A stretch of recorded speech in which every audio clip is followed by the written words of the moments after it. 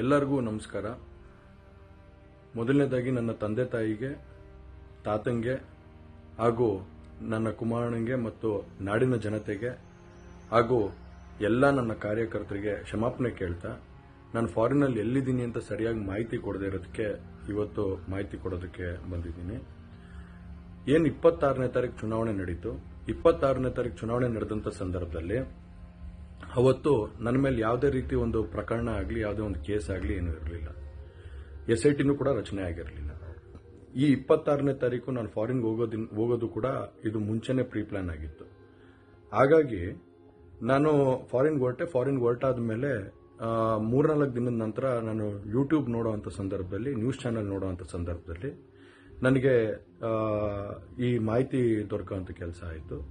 ಮಾಹಿತಿ ದೊರಕಿದ ಮೇಲೆ ನಂತರ SITನೂ ಕೂಡ ಏನು ಒಂದು ನೋಟಿಸ್ ಕೊಡುವಂಥ ಕೆಲಸ ಮಾಡಿತು.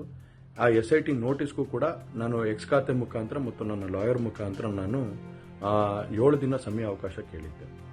7 ದಿನ ಸಮಯ ಅವಕಾಶ ಕೇಳಿದ ಮೇಲೆ ಕೂಡ ಅದು ಮಾರನೇ ದಿನನೇ ಏನು ಕಾಂಗ್ರೆಸ್ಸಿನ ಹಿರಿಯ ನಾಯಕರಾದಂಥ ರಾಹುಲ್ ಗಾಂಧಿ ಅವರು ಮತ್ತು ಹಾಗೂ ಎಲ್ಲ ಹಿರಿಯ ನಾಯಕರುಗಳು ಏನು ಓಪನ್ ವೇದಿಕೆಗಳಲ್ಲಿ ಈ ಒಂದು ವಿಚಾರಗಳನ್ನ ಪ್ರಚಾರ ಮಾಡೋದಕ್ಕೆ ಪ್ರಾರಂಭ ಮಾಡಿದ್ರು, ಚರ್ಚೆ ಮಾಡೋದಕ್ಕೆ ಪ್ರಾರಂಭ ಮಾಡಿದ್ರು, ಒಂದು ರಾಜಕೀಯದ ಪಿತೂರಿ ಮಾಡೋವಂಥ ಕೆಲಸನ ಮಾಡಿದ್ರು.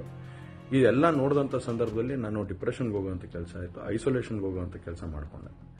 ಹಾಗಾಗಿ ನಾನು ಮೊದಲನೇದಾಗಿ ನಿಮ್ಮೆಲ್ಲರನ್ನೂ ಕ್ಷಮಾಪಣೆ ಕೇಳಿದೆ, ದಯವಿಟ್ಟು ಕ್ಷಮಿಸಿ ಅಂತ ಕೇಳಿದೆ. ನಾನು ಅದಾದ ನಂತರ ಹಾಸನಲ್ಲೂ ಕೂಡ ಕೆಲವು ಶಕ್ತಿಗಳು ಎಲ್ಲ ಒಟ್ಟಿಗೆ ಸೇರಿಕೊಂಡು ಇವತ್ತು ನನ್ನ ಮೇಲೆ ರಾಜಕೀಯದ ಒಂದು ಪಿತೂರಿ ಮಾಡುವಂಥ ಕೆಲಸ ಮಾಡೋವಂಥದ್ದು ಇರ್ಬೋದು.